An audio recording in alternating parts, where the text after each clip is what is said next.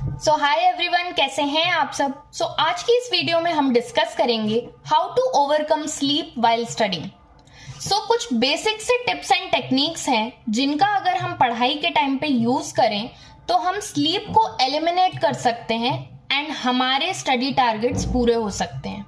Sleep एक बहुत major obstacle बन जाती है स्टूडेंट्स के लिए, जिसकी वजह से उनके स्टडी टारगेट्स कंप्लीट नहीं हो पाते हैं। So this will be a very useful video if you are also facing the same thing. First thing is keep yourself hydrated. ये बहुत जरूरी है कि आप हर थोड़े थोड़े इंटरवल पे अपने आप को हाइड्रेटेड रखें, जिससे कि आपके ब्रेन में प्रॉपर ऑक्सीजन जाए एंड आपको नींद ना आए। So it is always advisable कि हर थोड़े थोड़े इंटरवल पे you should drink water. Second thing is do not mess up with your sleep cycle. बहुत ज्यादा मेजर चंक ऑफ स्टूडेंट्स ये बहुत बड़ी गलती करते हैं कि जब भी उनके एग्जाम्स आ रहे होते हैं या वो किसी पेपर की तैयारी कर रहे होते हैं, वो अपने स्लीप साइकिल को मेस्ड अप कर देते हैं। इतना कम सोने लगते हैं। अगर सपोज उनकी नॉर्मल स्लीप है 6 to 7 आवर्स, तो वो 4 to 5 आवर्स कर देते हैं, जिसकी वजह से वो जो बचा हुआ टाइम है फिर वो पूरे दिन उसकी वजह से वो स्लीपी फील करते हैं। सो प्लीज मैं हमेशा एडवाइस करूंगी, do not sleep too much but do not sleep too less, क्योंकि बॉडी को एक स्पेसिफिक अमाउंट की स्लीप की जरूरत होती ही है। तो प्लीज आप अपने स्लीप साइकिल से अभी मत खेलो। आपके एग्जाम्स में अभी टाइम है। अभी से अगर आप अपना स्लीप साइकिल बिगाड़ के बैठ जाओगे, आपकी तबीयत खराब हो जाएगी। तो जितना रिक्वायर्ड अमाउंट ऑफ स्लीप है उतना आप लो, अदरवाइज पूरे दिन आपको नींद आने वाली है। This is a fact. तो please don't mess up with your sleep cycle. लेकिन इसका मतलब ये नहीं है कि जितना सोना है आप उससे भी ज्यादा सो रहे हो, सिर्फ स्लीप को इंपॉर्टेंस दे रहे हो। So keep it in a balanced way. Third thing is, दोपहर का जब भी हम खाना खाते हैं उसके बाद 80% लोगों को बहुत ज्यादा नींद आती है। एंड ये ऐसे स्टडीज में शो भी हुआ है कि दोपहर के खाने के बाद की जो पढ़ाई होती है वो 2-3 घंटे की पढ़ाई उतनी प्रोडक्टिव नहीं होती मोस्टली स्टूडेंट्स की, फिर इवनिंग से ही हो पाती है, क्योंकि it is just because you had a very heavy lunch. तो अगर आप पढ़ाई कर रहे हो, आपके कोई स्पेसिफिक गोल्स टारगेट्स हैं कि आज मुझे इतना कंप्लीट करना है, तो प्लीज दोपहर में जो आप लंच खा रहे हो वो बहुत ज्यादा हैवी लंच मत खाओ, क्योंकि उससे क्या होगा, आपको नींद आएगी ही आएगी दोपहर में।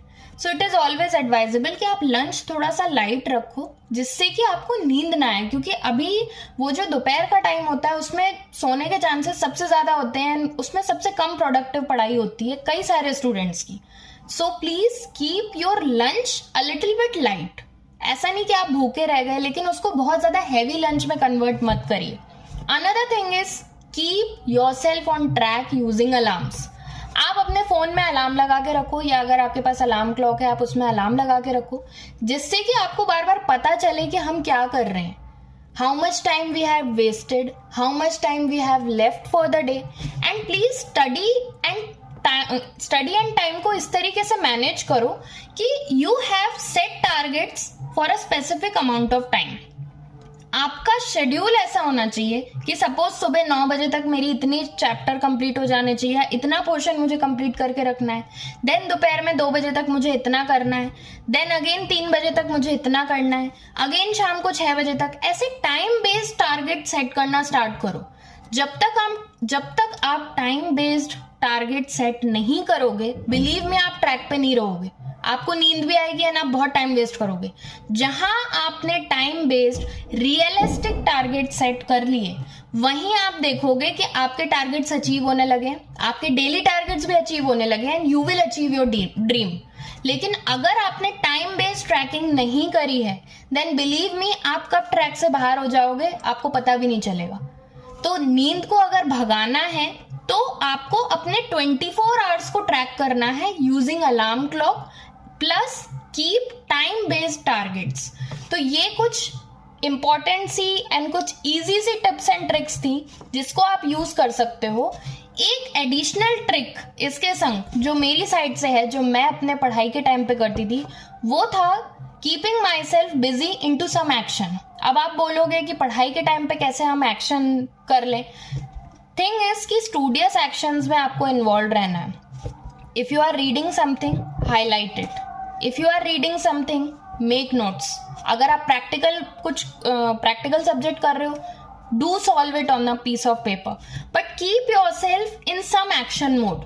हमेशा नींद हमें तब आती है जब हम अपने कंफर्ट जोन में चले जाते हैं. जैसे ही हम किसी एक्शन में इन्वॉल्व हो जाते हैं, नींद हमारी भाग जाती है.